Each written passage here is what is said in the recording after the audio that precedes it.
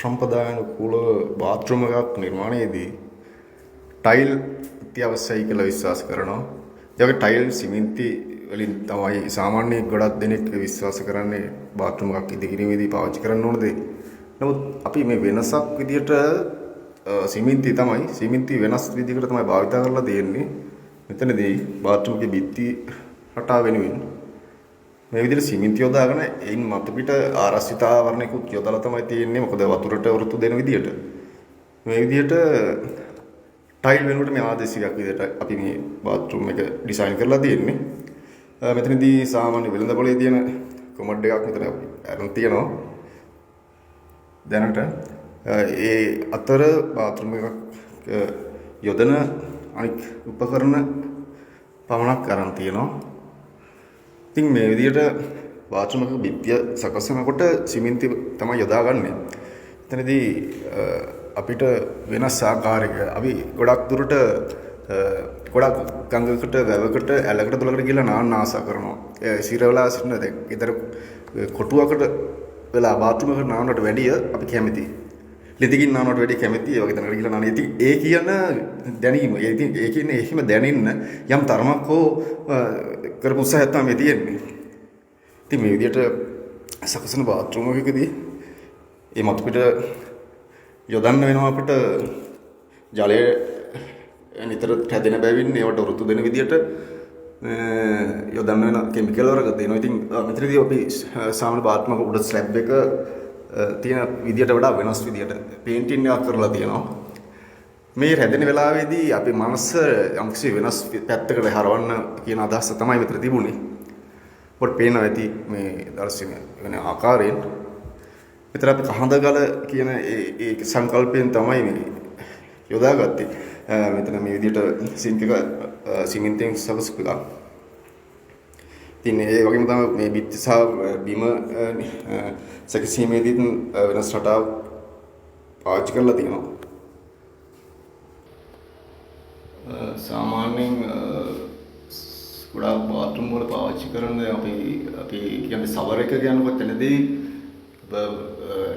කතා කරන විදිහටම කියන ඒ දකින්න බලන්න දැන් මෙතනදී ඒ වෙනුවටත් අපි ආදේශයක් විදිහට තමයි අපි කැමති ඇලකින් තොලකින් නාද්දී අපි අතීතයේදී අපි ගොඩක් දුර ගමේ උනත් දකින්න පුළුවන් දෙයක් තමයි වැහි පිහිල්ලෙන් නාලා එනවා කියලා. ඉතින් එහෙම අපි පාවිච්චි කරපු අපේ අතීතයක් තිබුණා.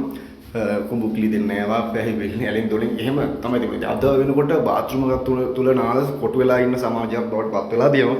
ඒ තුල පිට දෙන්න පුළුවන් නම් අර කියන අපි එදා විඳපු අපි දකිපු අත්විඳපු ඒ ෆීලින් එක ඇත්තටම ඒකට අපි ආසාව වෙනවා නම් ඒ ආසාව යම්කිසි තරමකට 100ක් බැරි වුණා.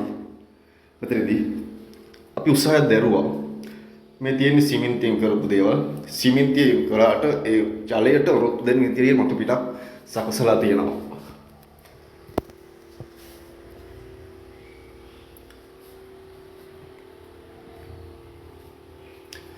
කොමඩ් එකට පසුබිම් තලය මේ විදිහට යොදලා තිනවා. ඒක තනි ගල් තලාවක විදිහට කරලා ආරසිත ආවරණයක සහිතව තියෙන්නේ.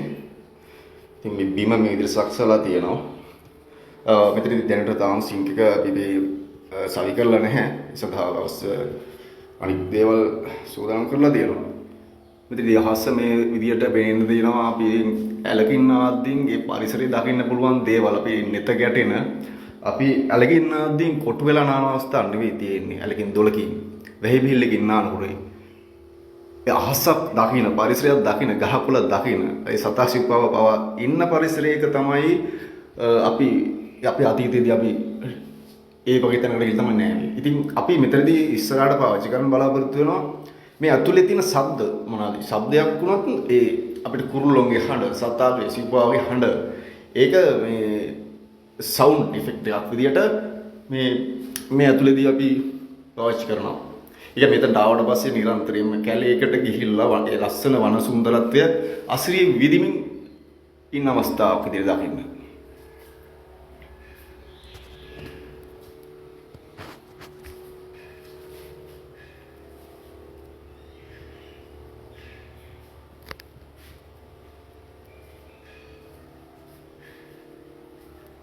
අපි මේ ගොඩාක් වෙලාවට සුද්ධියකට හරහා ඇති වෙන දේවල් ටූල්ස් තමයි ගොඩක් මේ බාත්රූම් වල ගොඩක් දකින්න ප්ලාස්ටික් වෙන්න පුළුවන් මේ වගේ දේවල්. දැන් මෙතනදී අපි දාන්න තියෙන්නේ අපි පරිසරය දකින්න පුළුවන් ආකාරයේ දැන් මෙතන ඒ පැත්තකින් ආපු මුල් කැබල් ඒ පැත්තකට ගිය විදිහට තමයි දකින්න තියෙන්නේ. මේවා අපි පාවිච්චි කරලා තියෙන්නේ බාත්රූම් එකේ ඇතුළතදී අවශ්‍ය වෙන කරුණු කරා.